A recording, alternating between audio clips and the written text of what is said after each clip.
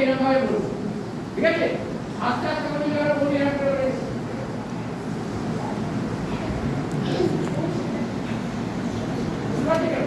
তাহলে ছোট থেকে জোরে জোরে নাম বলতে শুরু করবো, ঠিক আছে? কৃষিকা সরকার, অনন্য